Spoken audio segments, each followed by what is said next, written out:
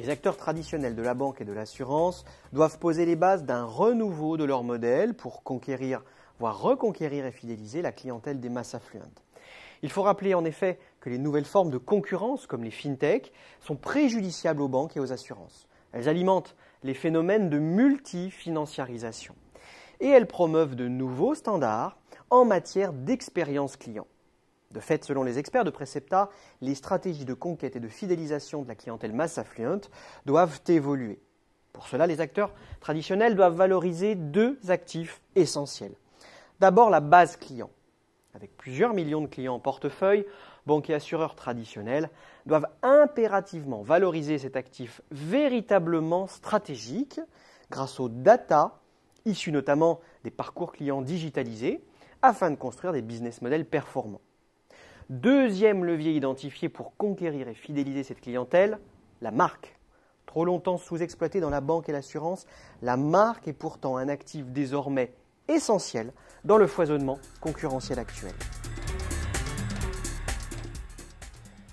Le numérique est aussi source d'opportunités pour les acteurs traditionnels et leurs clients mass affluent. Je m'explique.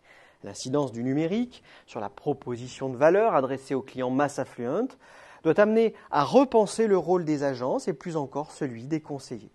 Et oui, la multiplication des fonctionnalités et des services digitaux, mais aussi la montée en puissance du nombre des interactions à distance, peuvent finir par remettre en cause l'utilité du conseiller et de l'agence, notamment auprès d'une cible mass affluent plus exigeante. Tout l'enjeu réside alors dans la capacité des banques et assurances traditionnelles à repositionner les dispositifs de contact physique. Les agences, elles, doivent pouvoir s'insérer dans un parcours physique digital unifié, ce que l'on appelle le Web in Store et le Store to Web. Un parcours où la logique est celle d'un enrichissement mutuel qui vise l'amélioration de l'expérience client.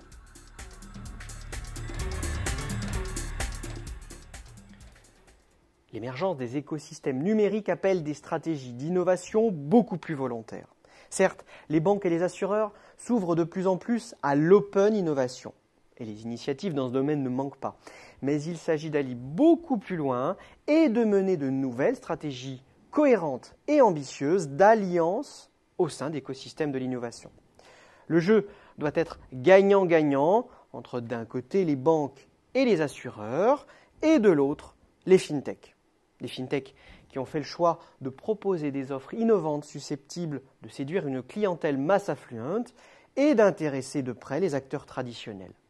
C'est notamment le cas des offres de PFM pour Personal Finance Management ou gestion des finances personnelles qui apportent une solution pertinente aux clients multifinanciarisés. C'est aussi le cas des plateformes de crowdfunding qui offrent des alternatives de placement dans le contexte financier actuel. C'est enfin le cas des robo-advisors. Des robo-advisors qui démocratisent l'accès de services historiquement réservés à une clientèle plus fortunée qu'à une clientèle aisée.